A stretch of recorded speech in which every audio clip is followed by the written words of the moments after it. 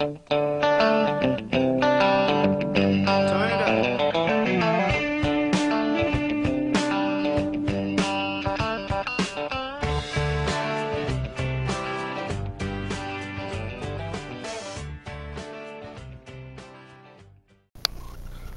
bah Bubar, salut. Salut à toi mon ami José. L'homme par qui vient le plaisir, celui qui a un gros chorizo. Non, ça c'est l'autre, ça c'est mon cousin. Ça c'est ton Donc tu nous expliques ce qu'on branle ici? Bah là on est dans la forêt du Montana, près de Claoué. Et bah là je mets mes gants parce qu'on va faire un test, un petit test de coupe que tu m'as demandé si gentiment. Merci pour la fellation, c'était génial. Donc on va tester 4 outils.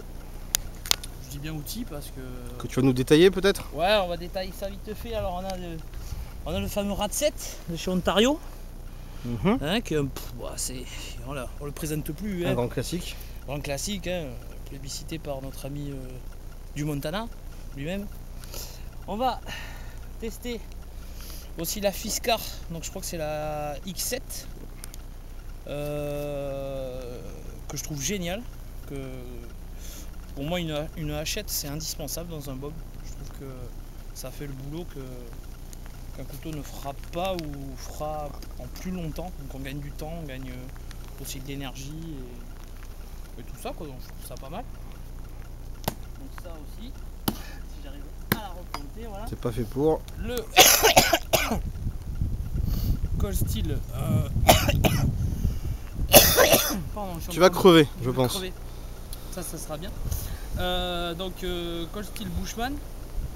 Hein, voilà. Et enfin, un vrai Fokniven F1. Tu fais bien de préciser un vrai Fokniven. Parce que enfin, je vous conseille pas d'acheter des trucs trop alléchants sur eBay. Parce que j'en ai reçu une copie, moi, une copie chinoise. Ouais, d'ailleurs, il m'a appelé en me disant le F1 c'est de la merde. C'est quoi ce bordel? Il est arrivé chez moi, il m'a dit non, ton F1 c'est un faux. Ouais. Ah bon, d'accord. Et puis on a pu faire les tests, effectivement, bon, c'est bien rendu compte que ça bouge pas. Voilà, sur le même, les mêmes exercices. Configuration. Donc voilà, donc qu'est-ce qu'on va se faire? On va débiter ce petit tronc en fait. Ce petit tronc tout né. Ou peut-être regarde, ouais. Alors peut-être celui qui est tout neuf là. Celui qui est tout neuf là-bas. Comme ça, on va pouvoir voir la différence un petit peu entre les différents. Par contre, tu veux voir mon boule quoi. On veut voir ton boule. On est des millions de youtubeurs en fait à se rêver ton boule. Bon bah qu'est-ce qu'on fait? On commence par cette petite hachette. Si tu veux. Ah ouais, je la trouve sympa. Allez, t'es parti, mais pas dans la terre. Faut pas, c'est mal. Ah oui, non, planter une hache dans la terre. Enfin, bref. Non, mais faut le dire parce que ça peut paraître pas très évident. Mais non, mais il faut pas. Faut être con.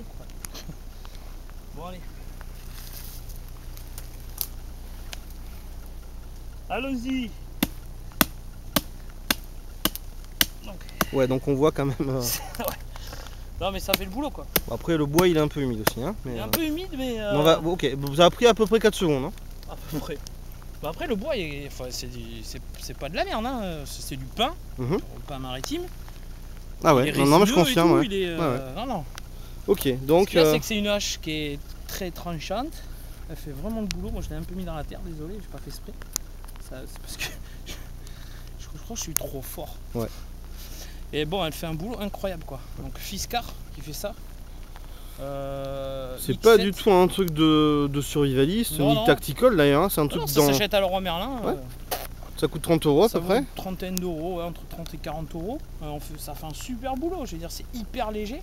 Ça fait quoi, 500 grammes à peu près. Donc dans un bob, il y a un super, en plus il y a un truc pour protéger la lame qui est génial. Enfin, moi je le conseille. Ok. Je pense que je vais m'en acheter une, celle-là c'est la tienne. Ouais. Je vais peut-être te la voler. On va passer au suivant. Bon, c'est pas fait. Hop là. C'est un peu le Patrick Carmousse là, genre. Moi, ouais, un peu. Donc là, on fait pas qu'il va faire un morceau pour. T'es sûr? Ah ouais, quand même. On va bâtonner avec ça, tiens. Non, c'est un peu lourd, je pense. Non, là t'es con. T'es con là. Là t'es très con là. Bon, on fait juste une petite pause le temps de trouver un bâton. C'est ça. A tout à l'heure. Donc nous revoilà. On a trouvé un bâton. Tonton. Qu'on a taillé d'ailleurs. On a taillé avec la Fiscar. Fait le boulot hein, cette saloperie là. J'aime bien. Donc on va bâtonner. Allons-y. Encore là. On va voir que c'est pas. Donc pour les néophytes, faut pas couper droit, mais en fait on fait comme des V en fait dans le bois. C'est ça. Alors c'est pas évident.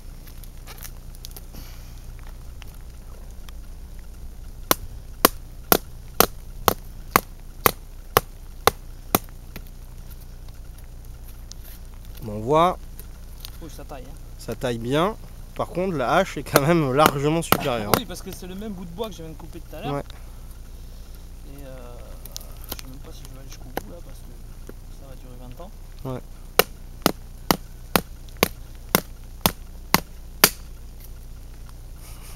Puis tu m'as donné un bout de bois de merde.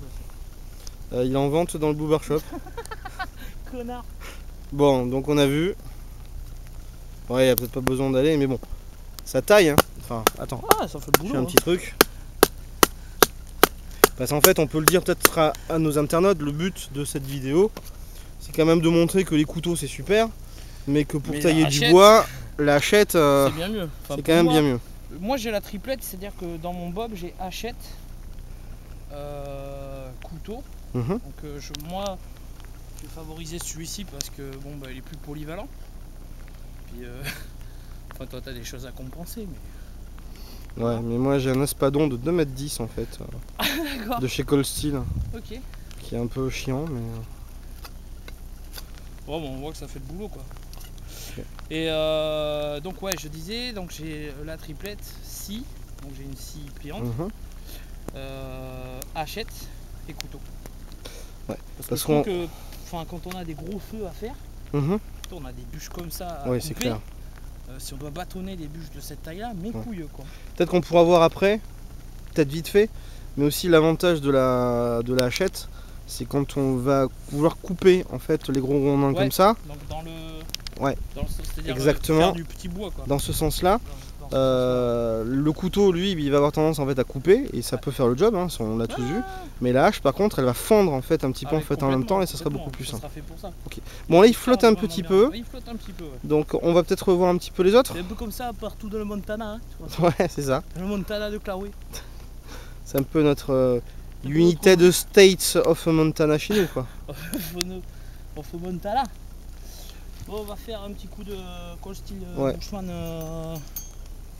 à l'ancienne. Bon, on va quand même tailler un autre bout de bois, mais coupe pas, on va montrer un peu ce que ça vaut. Tu l'as mis où la hache? Dans l'arbre là-bas. Ah bah tiens. Coquinette va. On va couper un truc un peu péchu.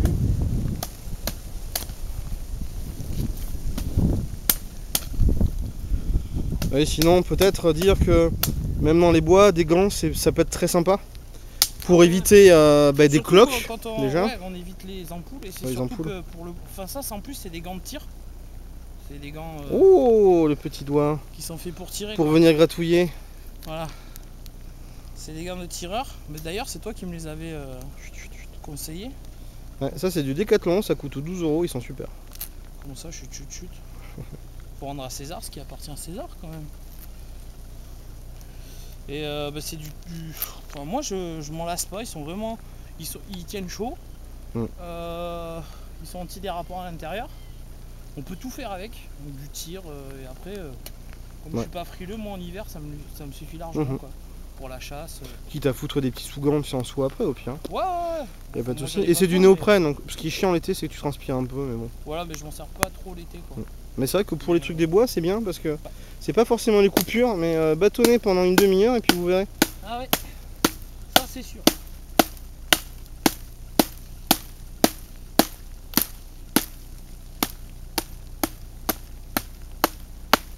Ah, y a pas chier, y a quand même une belle différence. Hein. Ah bah. Pour être franc, moi j'étais un peu sceptique sur l'utilisation d'une hachette dans le cadre d'un bob. Pour moi j'ai toujours dit que c'était indispensable. Ouais, Cyril avait toujours dit ça, mais il dit tellement de conneries que je l'ai pas forcément cru au début. Mais en y réfléchissant, j'ai essayé et honnêtement, je l'ai adopté, quoi. Non, non, ça tient. Ah oui, bien. Bourrin. Bourrin, quoi. Attends, je passe derrière toi. Ton fion un peu. Ok. Allez. Bon ben Bushman. Bushman. On avait déjà essayé dans la forêt, je sais pas si tu te souviens. Bon, celui-là il taille bien. Enfin, moi je le trouve vachement intéressant. Ah, dans le sens où... Enfin il s'enfonce hyper bien, quoi. C'est un truc avec lequel on peut bien faire levier. Tiens, ça vaut 40 €. Hein. On prend aucun risque. Oh, regardez les fourmis qui sortent en train de ce de... truc. Mais elles sont impressionnantes. C'est Ouais. quoi ces fourmis, bordel? C'est une marabunta, tu sais.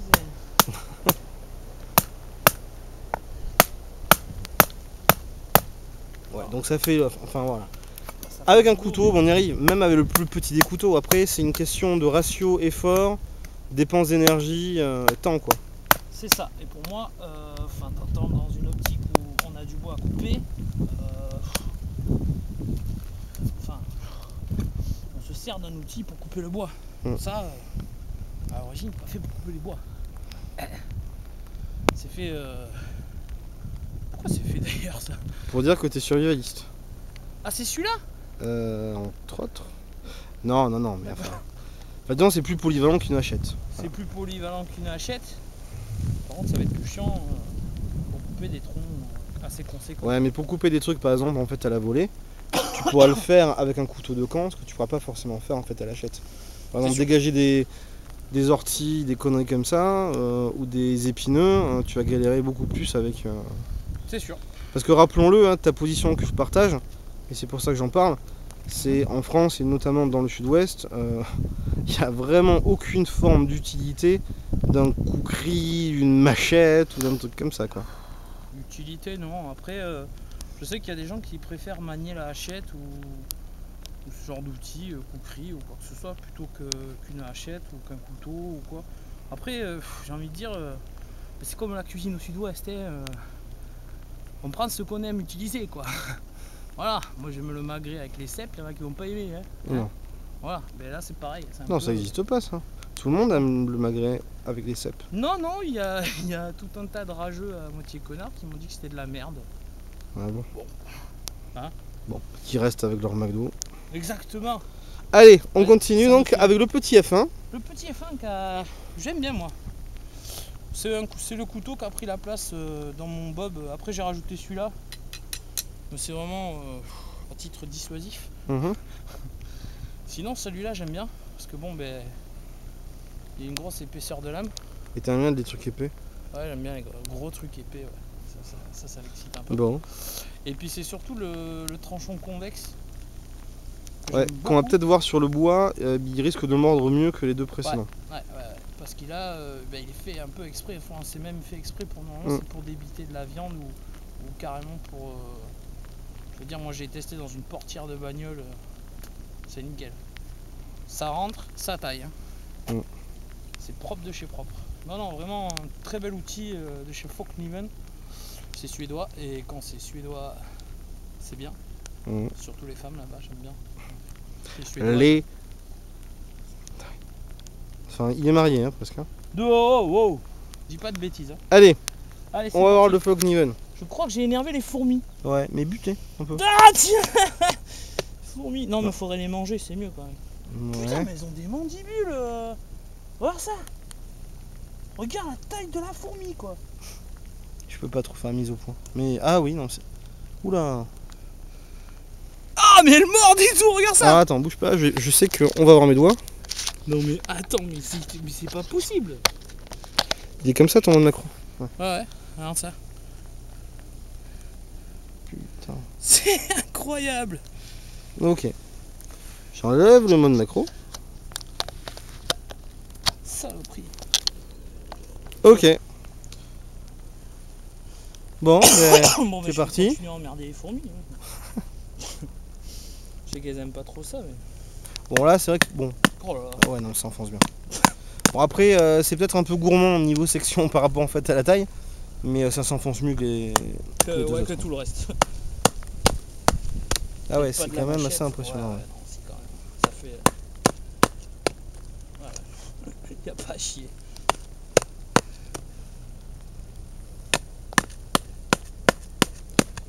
Tranchant convexe, on t'aime. Bon, entretenir, c'est un peu plus chiant quand même. Hein. Oh, ah. Il est impressionnant. Il coupe, c'est hallucinant quoi. Bon, là vous voyez pas forcément, mais il coupe vraiment comme dans du beurre. Hein. Ah ouais, mais c'est hallucinant quoi. Je suis comme un enfant qui découvre Astro, le petit robot. Pour ceux qui connaissent. T'as écouté ça? Tu l'as regardé ça? Ouais, quand j'étais petit. Mais pas le film là qu'ils ont sorti. Mais... Oh non, c'est de la merde. Il nous arrive de belles aventures, toujours là, quand il faut. C'est Astro, le petit robot. Là, je pense que tes spectateurs sur YouTube vont flipper. C'est normal. Bon, ok, donc on a vu. Là, ce que je te propose, si on va la casser en deux, cette hache. Oh, mon Dieu, putain.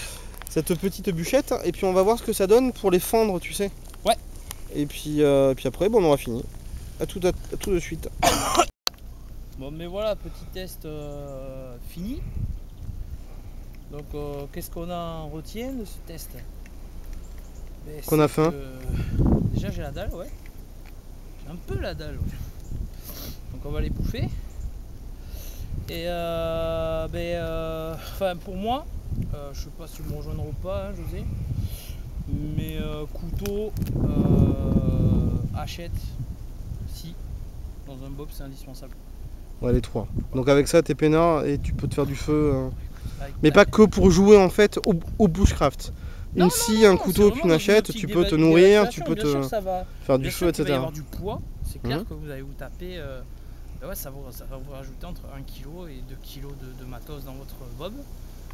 Mais je veux dire, si vous coupez par des bois ou si vous voulez être discret, vous avez envie de passer dans des endroits un peu hors civilisation, on va dire, et que vous souhaitez, je sais pas moi, vous souhaitez abattre un arbre de cette taille-là par exemple, vous allez faire ça au couteau, ok, hein, même au bushman, vous allez y arriver au bout d'un moment, mais vous allez dépenser une énergie folle. Alors qu'avec la Fiskar, vous commencez à la Fiskar bien comme il faut, vous faites le milieu à la scie, vous finissez à la Fiskar, ça va vous prendre quoi, 10 minutes, un quart d'heure. Voilà quoi, ça fait le taf. Complémentarité donc. Ouais, vraiment grosse complémentarité pour ça. Bon, après, c'est pas le truc le plus sexy du monde, hein, une hache de jardinage, mais c'est un outil. Enfin, moi, mes outils, je prends toujours les trucs les plus simples quoi. J'aime pas les chichis, j'aime pas les trucs un peu trop flashy ou quoi que ce soit. Moi, j'aime bien que mes outils soient simples et surtout qu'ils soient efficaces. Donc, on va finir là-dessus. L'efficacité prime avant tout le reste pour moi. Ça me faisait chier ça. Et donc voilà, j'espère que j'ai pas réveillé le marabunta. Ouais, parce que bon, on n'a pas filmé, mais en fait, on a coupé un peu une espèce de fourmilière. Il y avait des centaines de fourmis voilà. à moitié géantes qui se sont déversées. Mais des grosses fourmis quoi. J'ai rarement vu ça sauf en Argentine. D'ailleurs, en fait, on a fui. Hein. On s'est barré, ouais. Comme des fiottes. Et donc on va finir là-dessus. Qu'est-ce qu'on peut rajouter de plus, José? Le mot de la fin. Merde orageux. Ah oui, mais les rageux. Ah bien, faire reculer les rageux. J'en ai un qui m'a mis il y a pas longtemps. Ouais, tes savons, tu te les mets dans le cul et tout. D'ailleurs, tu te les fous dans le cul. J'ai essayé. Et c'est pas mal. Après, quand je pète, je fais des bulles. Ok. C'est bien. Des bulles qui puent. D'accord. C'est génial. Ça sera le mot de la fin? Ça sera le mot de la fin. Vive les bulles qui puent.